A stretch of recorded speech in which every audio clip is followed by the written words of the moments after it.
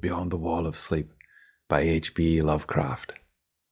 I've often wondered if the majority of mankind ever paused to reflect upon the occasionally titanic significance of dreams and of the obscure world to which they belong. Whilst the greater number of our nocturnal visions are perhaps no more than faint and fantastic reflections of our waking experiences, Freud to the contrary with his puerile symbolism, there are still a certain remainder whose mundane and ethereal character permit of no ordinary interpretation, and whose vaguely exciting and disquieting effect suggest possible minute glimpses into a sphere of mental existence no less important than physical life, yet separated from that life by an all but impassable barrier.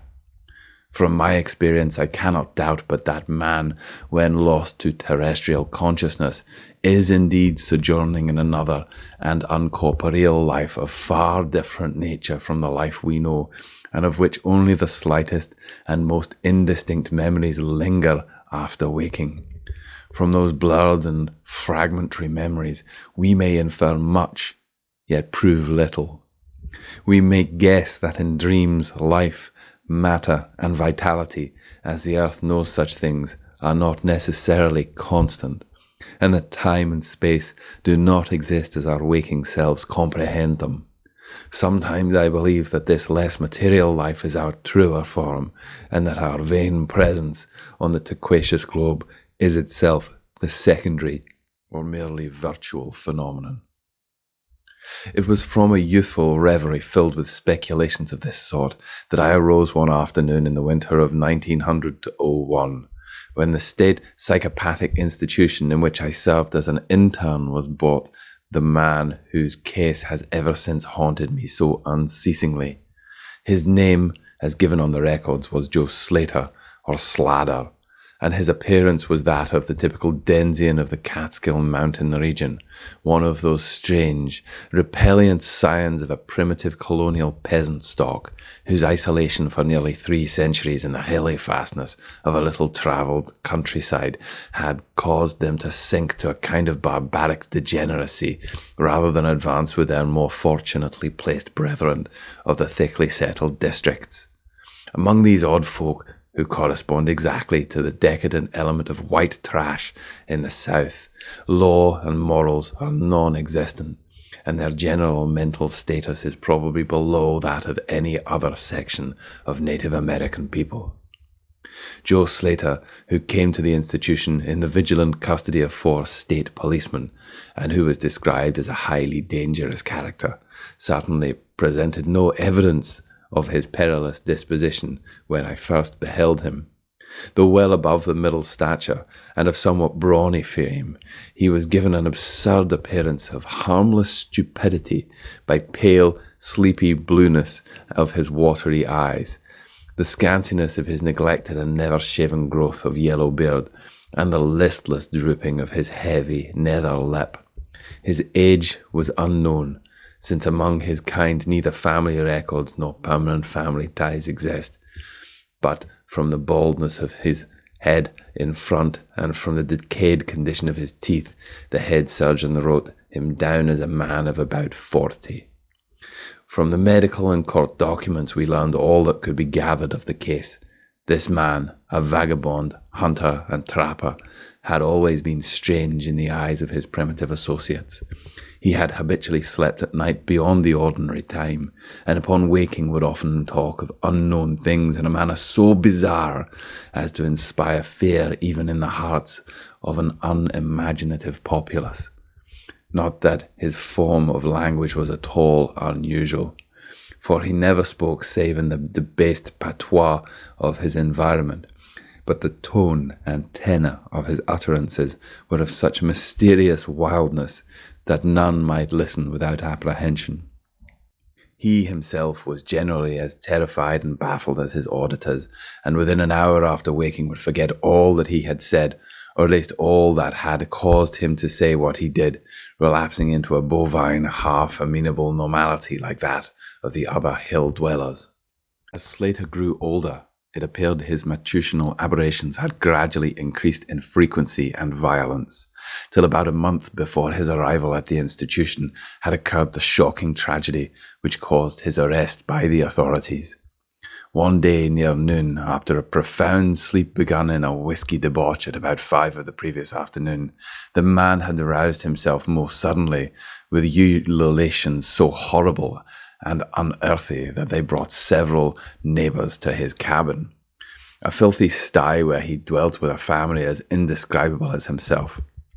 Rushing out into the snow, he had flung his arms aloft and commenced a series of leaps directed up into the air, the while shouting his determination to reach some big cabin with brightness in the roof and walls and floor and the loud queer music far away. As 2 men of moderate size sought to restrain him, he had struggled with maniacal force and fury, screaming as of his desire and need to find and kill a certain thing that shines and shakes and laughs.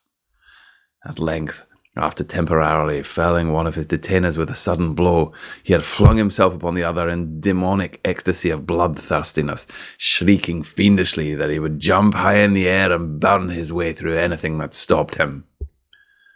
Family and neighbours had now fled in a panic, and when the more courageous of them returned, Slater was gone, leaving behind an unrecognisable pulp-like thing that had been a living man but an hour before. None of the mountaineers had dared to pursue him, and it is likely that they would have welcomed his death from the cold.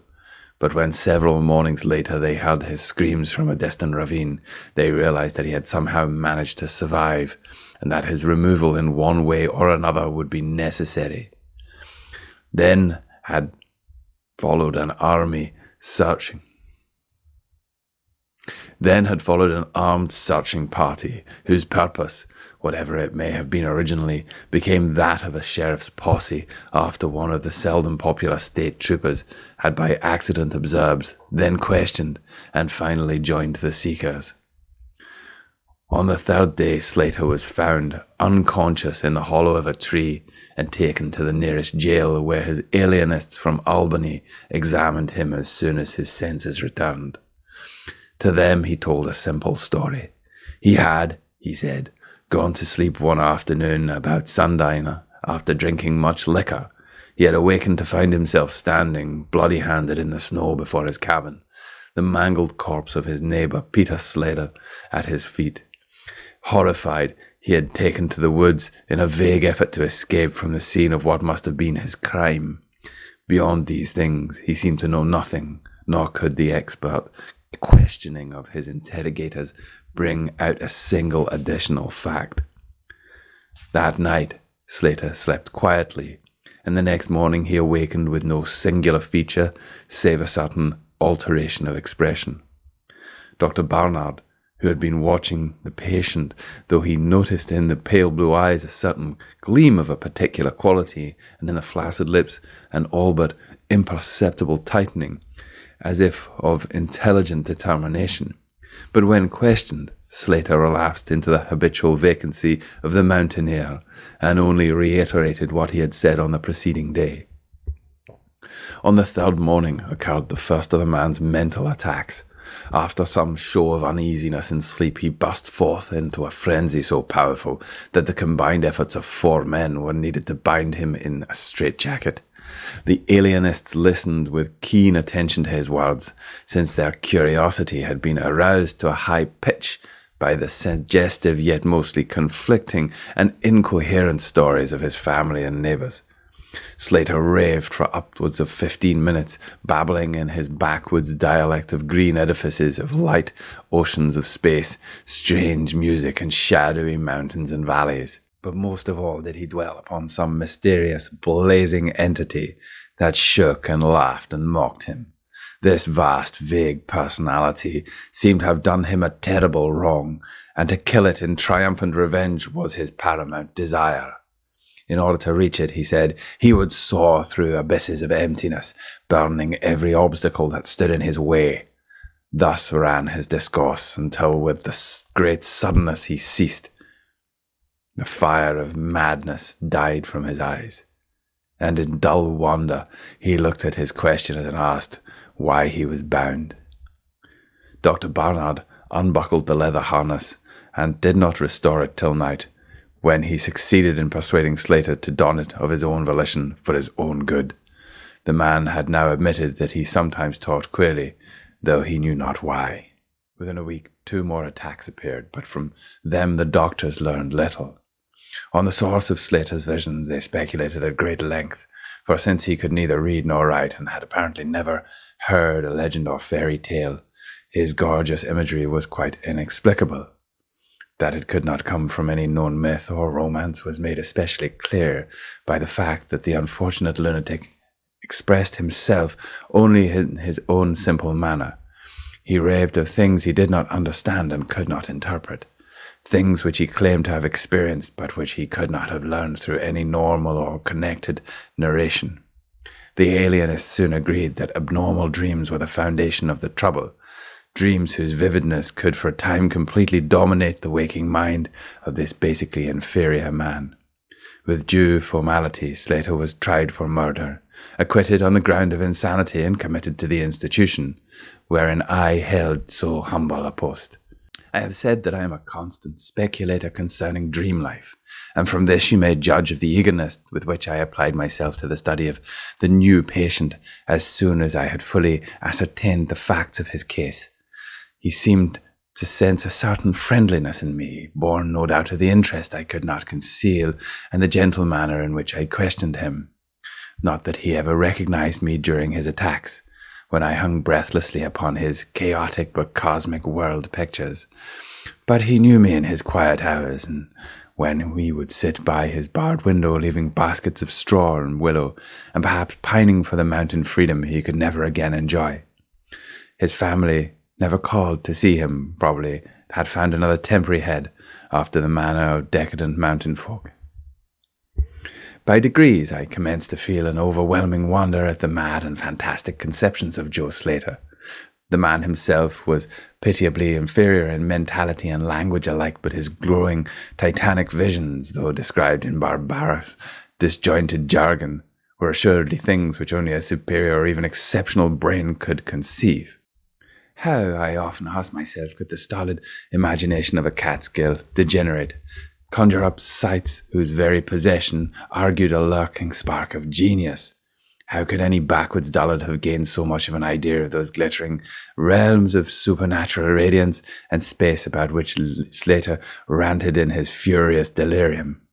More and more I inclined to the belief that in the pitiful personality who cringed before me lay the disoriented nucleus of something beyond my comprehension, something infinitely beyond the comprehension of my more experienced but less imaginative medical and scientific colleagues. And yet I could extract nothing definite from the man. The sum of all my investigation was that in a kind of semi-corporeal dream life, Slater wandered or floated through resplendent and prodigious valleys, meadows, gardens, cities, and places of light, in a region unbounded and unknown to man, that there he was no peasant or degenerate, but a creature of importance and vivid life, moving profoundly and dominantly, and checked only by a certain deadly enemy, who seemed to be a being of visible yet ethereal structure, and who did not appear to be of human shape, since Slater never referred to it as a man, or as aught save a thing. This thing had done Slater some hideous but unnamed wrong, which the maniac, if maniac he were, yearned to avenge.